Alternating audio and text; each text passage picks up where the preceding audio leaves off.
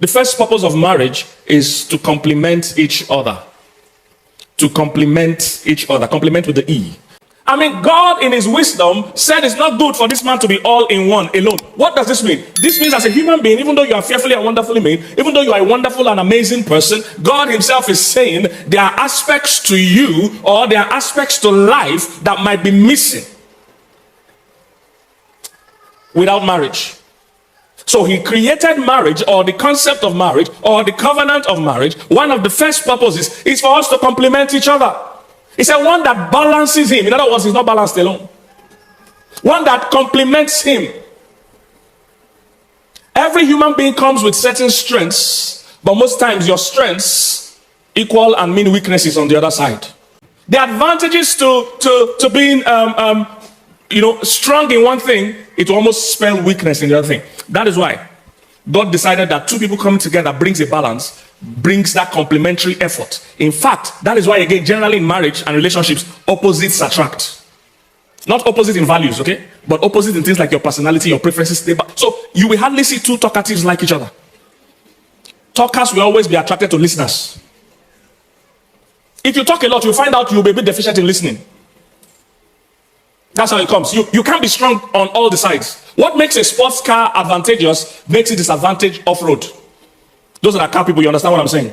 I don't know if you get what I'm saying. When a car is a sports car, it has to be very low because it's making sharp turns at high speed. It's very low. The tires are a certain way. It's very light so that it can move fast. That same structure is disadvantageous when you're climbing rocks.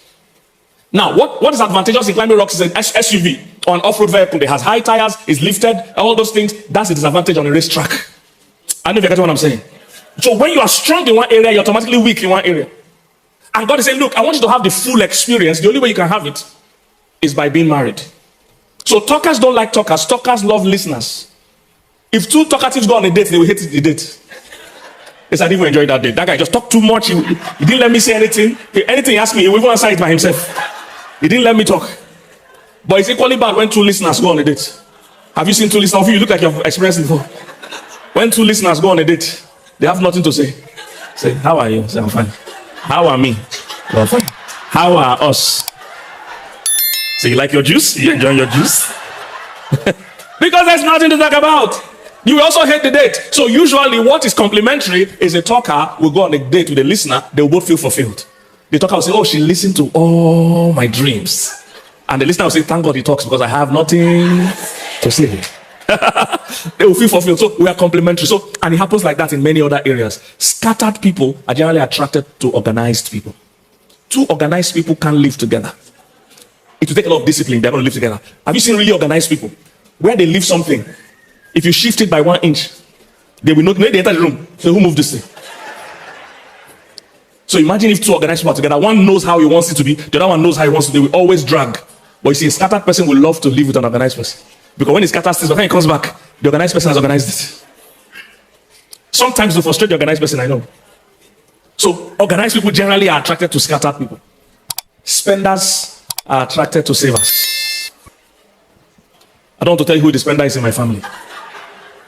But I'm the good one. In everything, I'm the good one. Spenders are attracted to savers. Talkers are attracted to listeners. In fact, they found out that very few times will you see two jovial people marry. It's rare, but it happens. He said almost all the time you will see one jovial person and one moody person will marry. But they said almost never will you see two moody people marry. He said moody people are not foolish, they are just unhappy. They don't marry each other. They are not foolish enough to marry each other. They say, I'm moody enough for this whole family. I can't marry another moody person. In other words, they too know that as moody as they are, they need to attract or marry someone opposite. Two moody people, they marry themselves. If two spenders marry, their house payment will always be overdue. Everything will always be overdue. They will always owe. The money will always be finished.